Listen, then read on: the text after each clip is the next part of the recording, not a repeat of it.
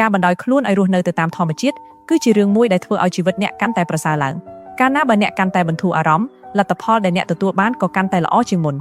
តាមរយៈទ្រឹស្ដី The Yerkes Dodson បានបង្ហាញថាកាលណាបើមនុស្សប្រាថ្នាចង់បានលទ្ធផលខ្លាំងពេកគេនឹងធ្លាក់ចូលក្នុងសម្ពាធផ្លូវចិត្តនិងការព្រួយបារម្ភខ្ពស់រហូតធ្វើឲ្យសមត្ថភាពធ្លាក់ចុះដែលធ្វើឲ្យអ្នកធ្វើអ្វីមួយមិនបានពេញលេញនិងទទួលបានលទ្ធផលមិនល្អ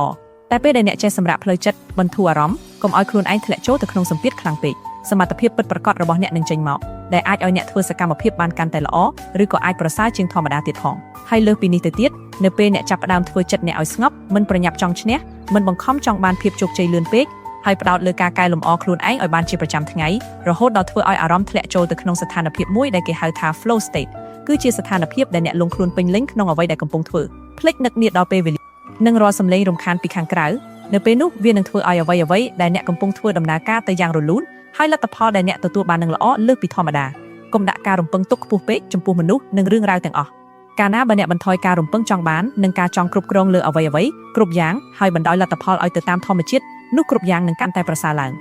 អ្នកត្រូវចាំទុករឿងមួយនៅពេលមនុស្សសប្បាយចិត្តសំណាងល្អក៏នឹងចូលមកក្បែរអ្នកកាន់តែមានអារម្មណ៍ល្អធម៌ពលនិងភាពសកម្មរបស់អ្នកក៏កាន់តែខ្ពស់ឡើងដែលធ្វើឲ្យអ្នកតាក់ទាញមកនៅមនុស្សនិងរឿងវិជ្ជមានចូលក្នុងជីវិតអ្នកផងដែរជីវិតដែលសុខសាន្តពិតប្រាកដមិនមែនកើតឡើងពីការបង្ខំខ្លួនឯងឲ្យរឹងមាំនោះទេតែជាការដែលអ្នកអាចគ្រប់គ្រងចិត្តឲ្យស្ងប់សុខសាន្តនិងមើលពិភពលោកដោយភាពវិជ្ជមានពេលធម៌ពលល្អក្នុងខ្លួនអ្នកក៏ចាប់ផ្ដើមហូរទៅក្រៅអ្វីល្អក៏នឹងកើតឡើងមកក្នុងជីវិតអ្នកដោយធម្មជាតិ